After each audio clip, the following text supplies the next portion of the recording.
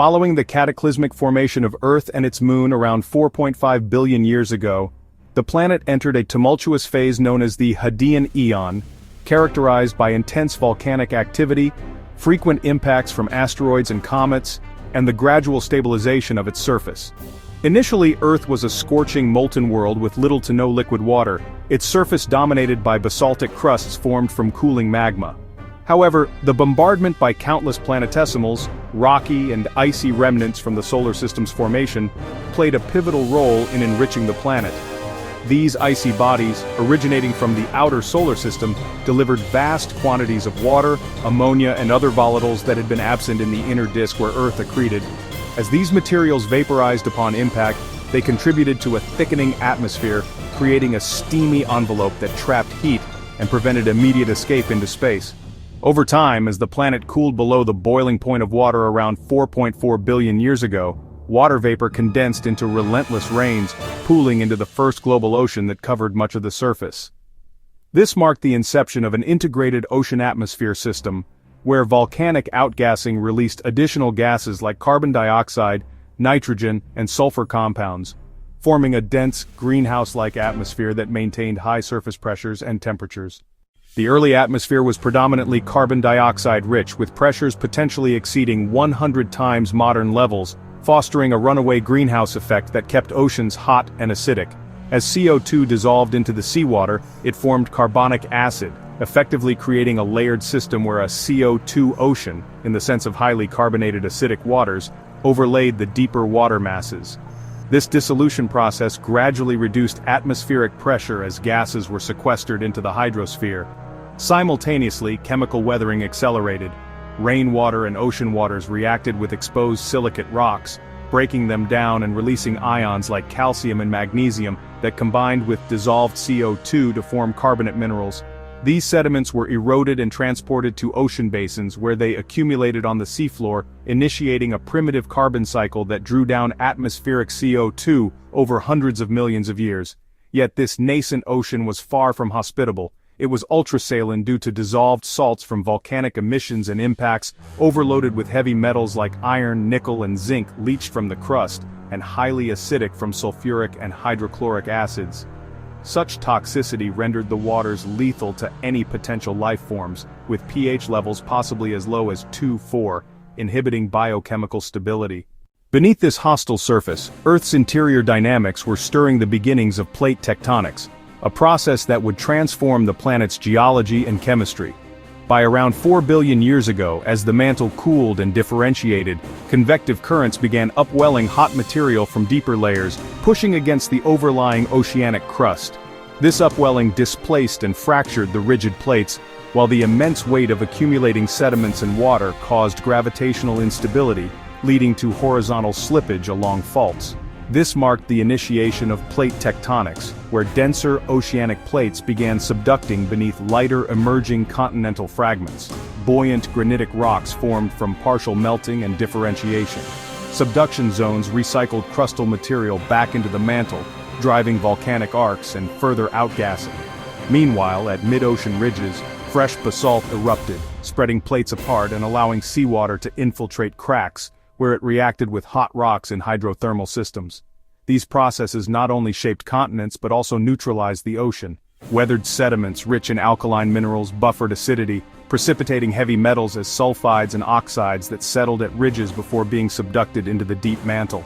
Over eons, this tectonic conveyor belt detoxified the waters, reducing salinity and metal concentrations, paving the way for a more stable, habitable marine environment by approximately 3.8 billion years ago. Concurrent with these surface changes, Earth's core was evolving, providing another layer of protection for future life. By about 4.2 billion years ago, differentiation had formed a liquid outer core of molten iron and nickel, surrounding a solid inner core.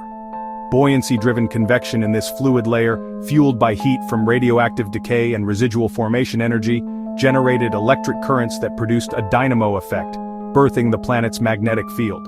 This geomagnetic shield extended into space, deflecting harmful solar wind and cosmic rays that could strip away the atmosphere or ionize surface molecules.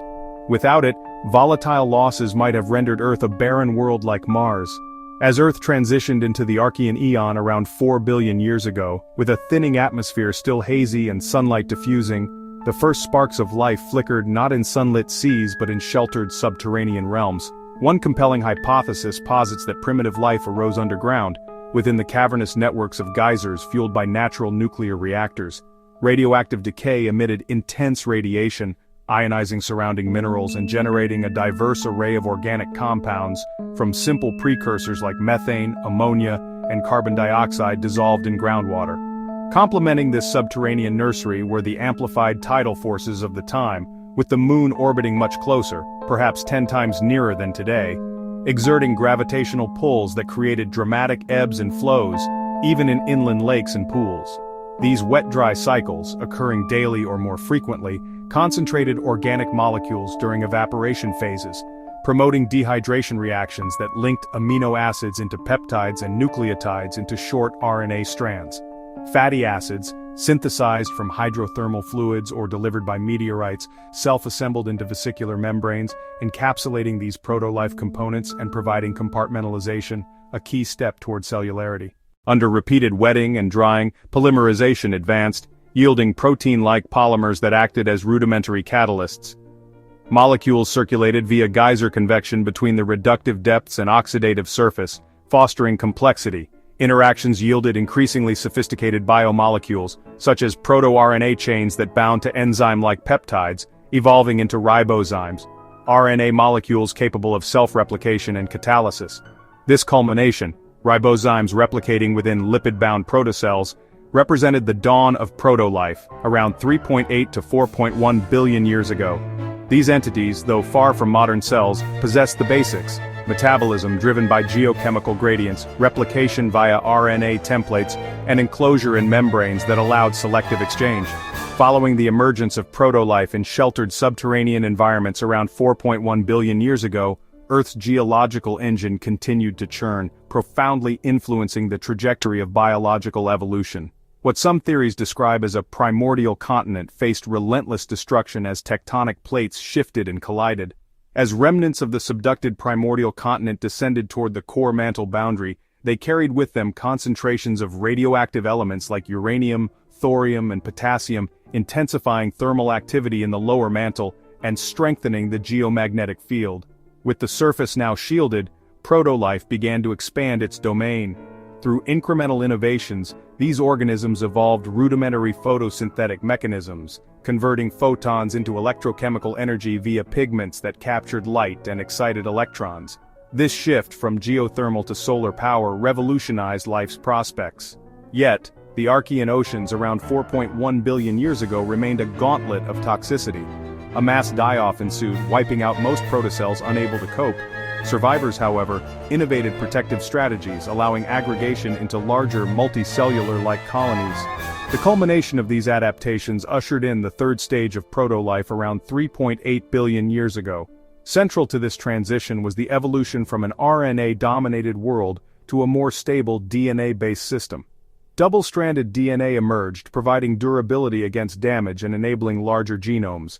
Encased in robust membranes and equipped with basic metabolic pathways, these entities became the first prokaryotes, simple, single-celled organisms lacking nuclei but possessing circular chromosomes. Diverging into archaea and bacteria, they laid the foundation for all subsequent life. Prokaryotes mastered chemosynthesis and photosynthesis, altering atmospheric chemistry by producing oxygen as a byproduct. This era's innovations, born from geological upheaval and biological tenacity, transformed Earth from a barren rock into a living world, where the seeds of diversity were sown in the crucible of deep time.